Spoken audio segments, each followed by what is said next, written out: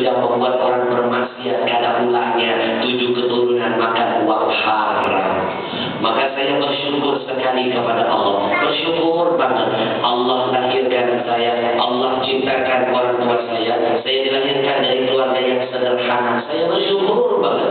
Di balik kesederhanaan orang tua saya dapat ilmu. Di antaranya ibu saya sering mengajarkan, Ahmad, lebih baik lapar di dunia sebentar, kenyang di akhirat selama-lamanya, daripada kenyang di dunia sebentar dengan yang haram, tapi lapar di akhirat selama-lamanya. Orang tua saya itu gak pernah mau mengambil apapun pemberian dari anaknya kalau gak jelas halal haramnya. Saya sampai sekarang Ustaz punya tradisi kalau habis ceramah suka kasih ibu. Ibu saya gak mau mengambil apa yang saya kasih kalau gak jelas dulu halal haramnya. Setiap kali saya kalau pulang ceramah saya nemui Umi, ada rezeki buat Umi. Terima kasih nak. Umi ambil ya buat Umi. Tapi sebentar, dari mana itu amplop ini? Dari ceramah Umi. Oke, Umi ambil. Nanti dulu ceramahnya di mana? Di Masjid Rawabelong. Oh, Umi ambil. Satu saat saya baru pulang ceramah dari kantor polisi. Habis ceramah saya dapat amplop. Saya mah gak mikirin amplop, yang penting isinya. Gak bercanda. Saya mah orangnya gak neko-neko. Kalau dikasih ambil rezeki jangan berani ditolak, nanti gak datang lagi. Kalau orang kasih saya ambil, kalau orang gak kasih gak apa-apa, saya tungguin biasanya. Bercanda. Lalu saat saya baru pulang dari kantor polisi, saya dapat titipan amanah. Ustaz, ini amanah dari saya. Terima kasih Bang, saya tidak akan mengambil di luar hak saya Bang. Saya bawa pulang amplop ini, saya temui ibu saya. Umi, ada rezeki buat Umi. Baiknya Umi ambil ya. Tapi dari mana dulu? Habis ceramah. Ceramahnya di mana? Di kantor polisi. Umi saya menjawab, oh tidak bisa. Jangan bercanda. Kamu tanya dulu kepada abang angkatmu yang polisi ini halal apa haram. Kebayang gak saya dapat tugas merantau, nelponin polisi pangkat gede, nanyain amplopnya halal apa haram. Ini kan panjang urusannya. Tapi saya gak pernah takut. Kalau untuk orang tua saya gak akan pernah takut, siap mati. Mohon maaf adik-adik, di buku saya tulis banyak orang tua berani mati demi anak, tapi sedikit sekali anak siap mati demi orang tuanya. Lihat ibu ketika melahirkanmu, dia siapkan nyawa untukmu. Ibu tidak sedikit berani mati demi anak, tapi sayang anak sedikit sekali berani mati demi ibunya. Betul tak? Makanya jangan berani-berani durhaka dengan ayahmu, apalagi ibumu. Ibumu ngeden keluar kamu ngeden apa bisa keluar ibu. Ibu ngeden keluar anak ngeden coba keluar apa. Jadi jangan main-main durhaka dengan ibu. Betul? Pak, saya telepon.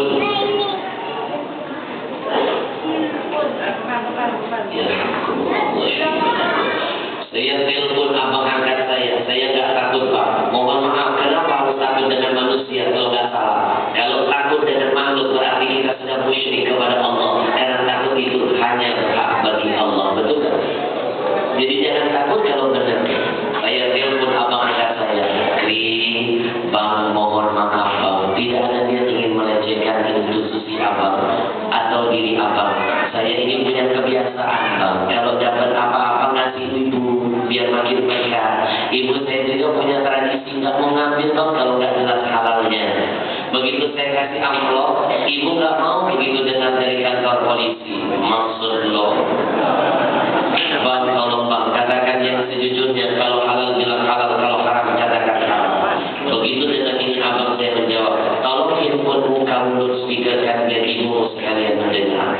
Abang saya berkata, Umi, jangan takut, jangan risau, yang haram sudah saya pisahkan. Baru diambil sama ibu saya. Maka saya gak heran, kemarin ketika Jakarta dilanda banjir, saya gak heran.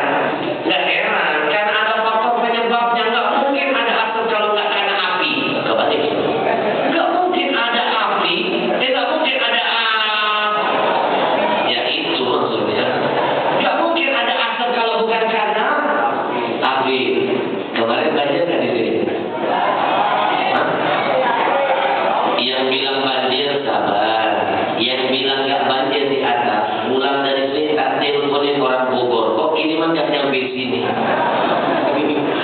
Saya alhamdulillah, alhamdulillah rumah saya nggak banjir. Tetangga saya banjir, rumah saya nggak, cuma lewat aja airnya.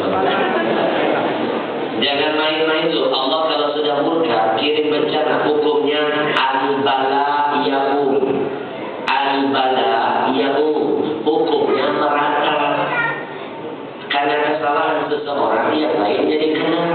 Rumah Ustaz banjir, rumah Jablan tenggelam. Kenapa Jakarta banjir? Saya nggak heran. Saya kalau lihat hadis Nabi, aduh pantas. Kenapa? Rasul dari dulu sudah wanti-wanti. Apa kata Nabi?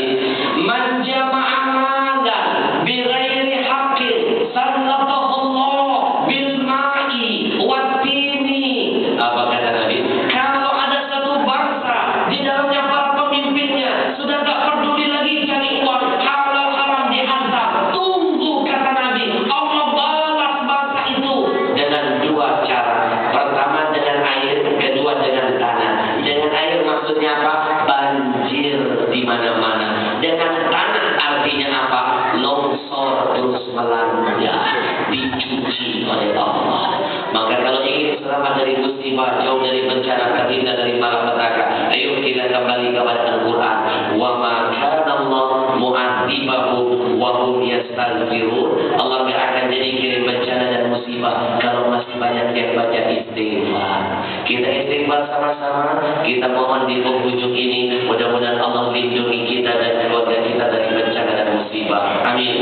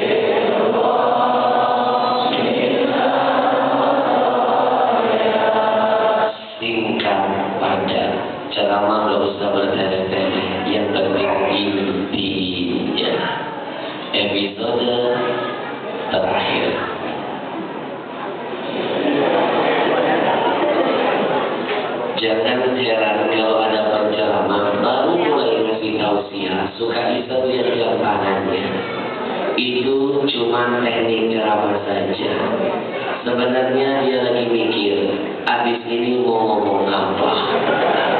Yang namanya penceramah harus pintar-pintar mengolah bahan, biar tidak sama materinya dengan penceramah lainnya. Episode selanjutnya.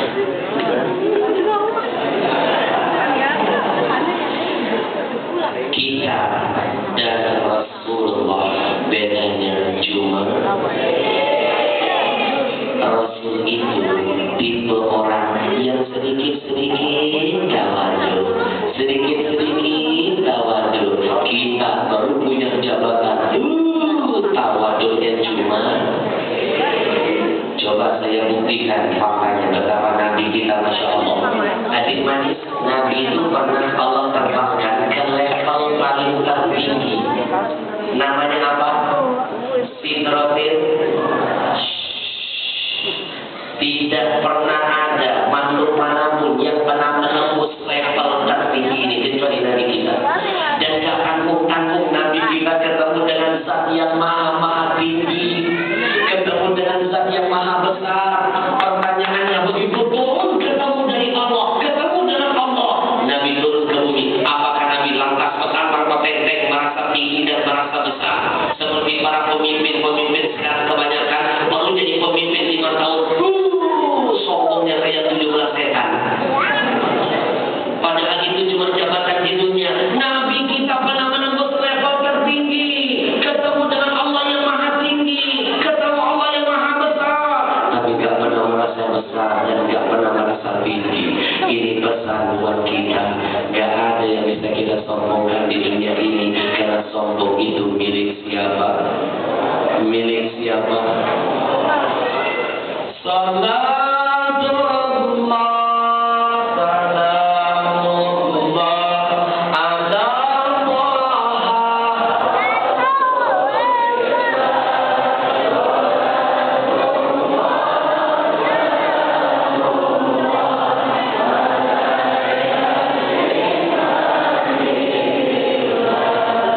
Masih banyak kajian di buku saya yang kedua. Tapi kalau saya ceritakan semua nanti alamat gak beli buku. Saya teringat pesan guru saya Habib Ahmad. Ahmad, kalau nanti kamu mau jadi penceramah muda yang sukses, ada rahasianya nggak? Saya tanya, apa rahasianya? Kalau kamu tampil, ingat dengan pesan Nabi. Nabi kan ngajarin sebaik-baik makan, berhenti sebelum kenyang. Hubungannya dengan ceramah apa? Sebagus-bagus ceramah, kunci suksesnya kalau tampil, cepat-cepat sepotong ceramah sebelum habis materinya. Kenapa? Biar diundang lagi. Kalau diizinkan nanti kita bedah buku di sini insyaallah. Baik, izinkan saya sedikit 5 menit ke depan mengupas gizi apa yang terkandung di dalam buku ini. Ada surga di rumahmu. Setiap orang pasti ingin masuk surga, tapi tidak semua orang tahu sebenarnya di rumahnya sudah ada surga yang sangat dekat dengan dia. Tapi sering dia lupakan, dia sibuk mencari yang jauh, lupa dengan yang dekat. Siapa surga yang dekat itu? Ayah ibu kita. Lebih dekat lagi di bawah telapak kaki ibumu. Lalu kenapa kau sibuk mencari yang jauh lalu melupakan yang dekat? Ada 3 poin besar yang akan saya kupas di buku saya.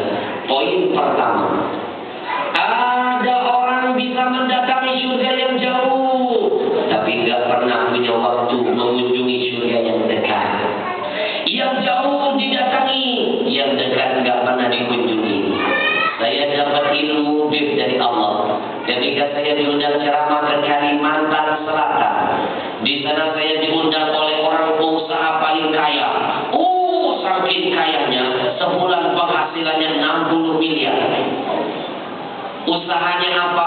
Punya batu bara. Bayangin, punya batu bara saja sudah sekaya itu, apalagi punya batu nisan.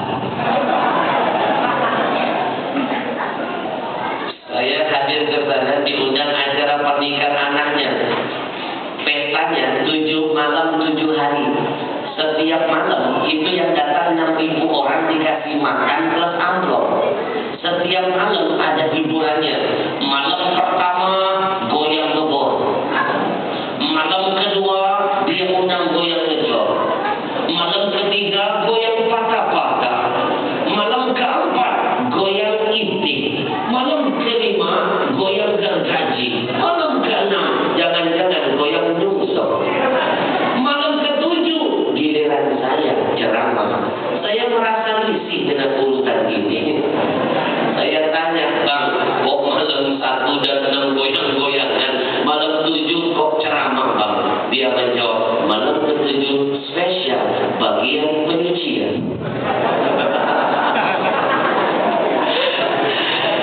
Ini pengusaha setiap tahun memberangkatkan orang umroh gratis 600 orang setiap tahun. Kalau dia pergi haji, itu kelasnya VIP tiap tahun. Kalau dia umroh, tiap bulan VIP kelasnya. Umroh tiap tahun, umroh tiap bulan, haji tiap tahun. Saking seringnya dia pergi ke Arab, gunung-gunung di Arab dia hafal. Saking demennya dia umroh tiap bulan, koleksi foto-foto untanya lengkap. Karena ini bukan rahasia umum lagi. Kata teman saya orang Arab, salah satu ciri-ciri jamaah dari Indonesia paling gampang ditebak. Kalau dia pergi haji, dia pergi umroh, rukun haji, rukun umroh selalu ditambah 1. Apa itu? Foto-foto. Itu cuma jamaah dari Indonesia. Jamaah lain nggak ada yang begitu aman. Aman aja nggak begitu. Kemarin kejadian saya mau jamaah umroh sendiri 150 orang. Baru naik pesawat, terulang lagi sejarahnya. Jamaah bilang, Ustaz, untuk dulu. Turun di Jeddah, kamu lagi, Ustaz,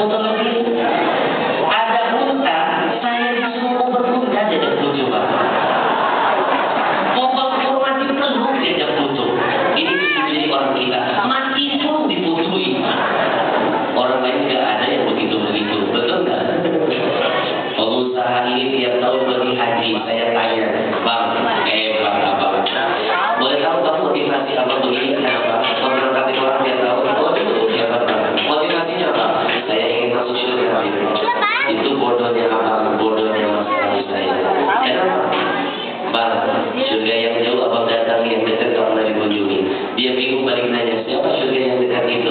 Saya katakan, ayah ibumu bang.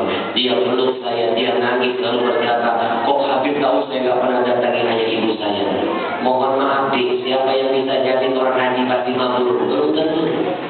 Siapa yang bisa mati orang umroh pasti makbulah? Belum jaminan. Tapi coba simak, ada sebuah hadis dari Rasul. Saya tulis dalam buku saya. Nabi mengajarkan, kalau ada seorang anak pergi menemui ayah ibunya hanya dengan modal pahit, pakai hemat murah meriah, nggak kayak haji pakai mahal, waktu lama. Ini ada pakai murah meriah, cuma engkau datangi ayah ibumu, engkau pandang wajahnya, engkau tersenyum dengan cinta, maka keluar dari rumah ayah ibumu, engkau dijamin dapat pahala haji dan umroh yang diterima. Yang pasti selalu kita lewatkan, mengejar yang jauh yang belum tentu bisa kita dapatkan. Nanti saya kupas tuntas di buku saya. Beli ya, promosi. Yang beli malam ini langsung tak kasih tanda tangan. Insya Allah semua keuntungan buku ini kita alokasikan di jalan Allah. Dan nanti ada sinetronnya, bimbo doanya sedang kita garap. Saya kasih judul Ada Surga di Rumahmu. Poin kedua di buku ini saya namakan, ada orang bisa memuliakan surga di luar, tapi nggak bisa memuliakan surga di dalam. Satu saat saya tabligh akbar di lain kota, turun dari panggung, ribuan anak-anak muda memperubutin saya. Ada yang nyium tangan saya bolak-balik, ada yang mengecup pipi saya, kening saya, ada yang meluk saya. Untung laki-laki. Saya merasa isi, saya tanya mereka, adik sebentar ya, kenapa sih kalian kok menghormati saya berlebihan begini? Mereka menjawab, kami ingin masuk surga, Beb. Orang saya aja belum tentu deh. Dia jawab yang jujur ya, pernah gak kamu menikmati mencium tangan ayahmu seperti kau menikmati mencium tanganku? Pernah kamu cium tangan ayahmu begini? Enggak pernah, Beb. Padahal ayahmu siang malam dipermandikan keringat, kepala jadi kaki, kaki jadi kepala, dengan satu harapan, kelak anak jadi orang. Tapi begitu anak dibikin jadi orang, tidak sedikit anak bikin ayah jadi budak. Pernah kamu cium kening ibumu deh, yang siang malam terjaga gak tidur, menjaga tidurmu, seekor nyamuk diharamkan mencium dan menggigit tubuhmu? Pernah kamu cium mereka deh? Enggak pernah. Pulang dulu kalian, pulang. Hormati dulu surgamu di rumah, baru engkau menghormati surga di luar. Bodohnya kita ini, tangan orang dicium-cium, tangan orang tua belum tentu kita begitu. Benar? Gak ada orang bisa cium-cium, tapi orang tua belum tentu kita hormati. Sama orang lain bisa ngomong lembut, sama orang tua ngomongnya kayak 17 jin. Itu sama saja mengejar surga yang jauh, melupakan surga yang dekat. Mohon maaf, coba lihat Al-Quran ketika Allah berkata, wa qadha rabbuka alla ta'budu illa iyyah wa bil walidayni ihsana. Gak diterima sholatmu, zakatmu, hajimu kalau durhaka dengan orang tua. Begitu juga sebaliknya. Nanti saya kupas tuntas di buku saya. Beli ya. Poin terakhir saya namakan, ada orang bisa membahagiakan surga di luar, tapi nggak bisa membahagiakan surga di dalam. Saya dapat ilmu lagi dari Allah. Satu saat saya ketemu ada anak muda, pintar, gagah, tamat kuliah, nangis-nangis di kaki ibunya sambil berkata, Umi, doakan saya biar dapat pekerjaan yang saya cita-citakan. Siang malam ibunya mendoakan dia. Singkat cerita, karena doa ibunya, anak muda ini dapat pekerjaan. Doaul walid li waladihi ka doain nabi li ummatihi. Doa orang tua untuk anak kedahsyatannya laksana doa nabi bagi umatnya. Maka saya tulis dalam buku saya dalam bahasa yang sedikit nakal, tapi maknanya positif. Di rumah kita ada nabi sebenarnya, tapi makna yang tersirat. Siapa nabi kita? Ayah ibu kita. Kalau engkau dapat ridhonya, maka seolah-olah engkau sedang didoakan oleh nabimu. Singkat cerita, anak muda ini dapat doa dari ibunya, dapat pekerjaan. Gaji pertamanya siapa yang dia traktir? Apakah ibunya? Bukan, tapi teman-teman dan pacarnya. Ini bodohnya anak-anak sekarang. Traktir teman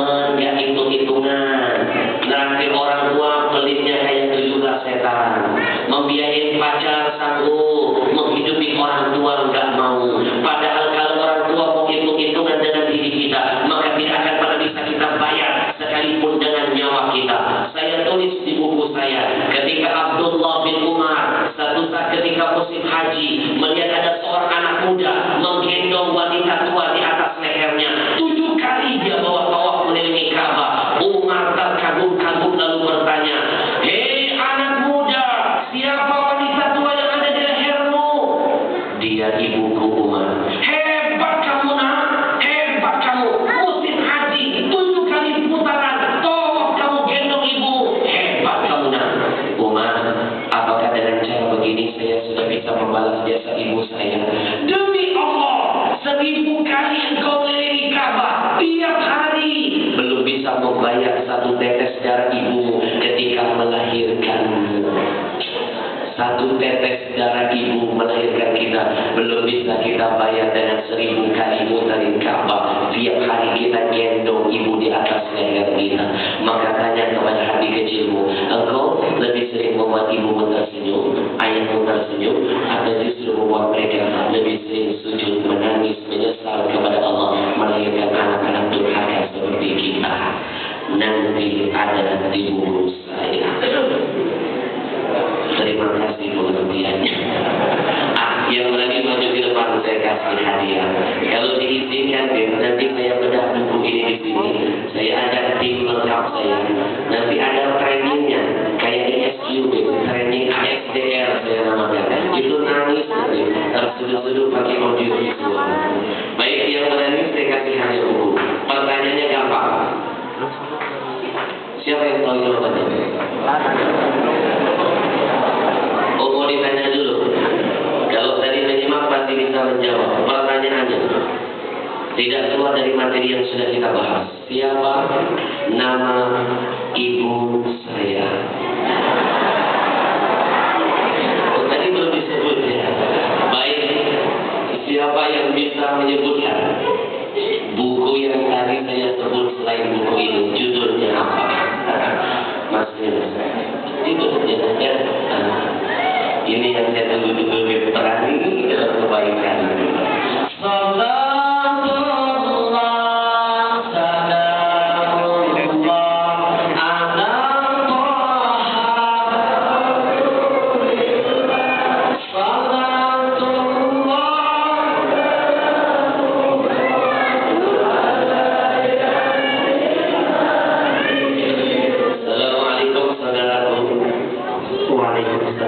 Dengan siapa nama? Iskandar. Dari mana? Kebayoran. Kebayoran mana?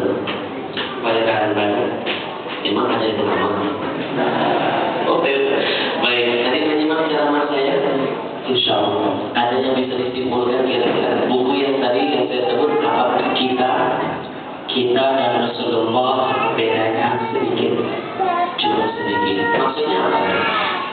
Maksudnya Rasul itu sedikit-sedikit senyum, kita senyumnya.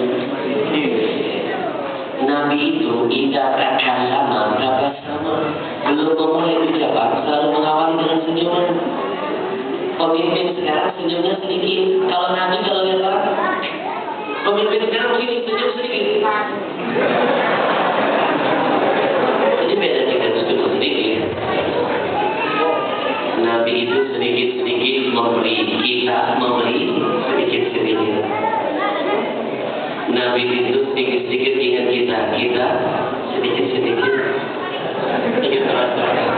Baik, kamu hebat. Orang tua masih ada? Ayah sudah tidak ada.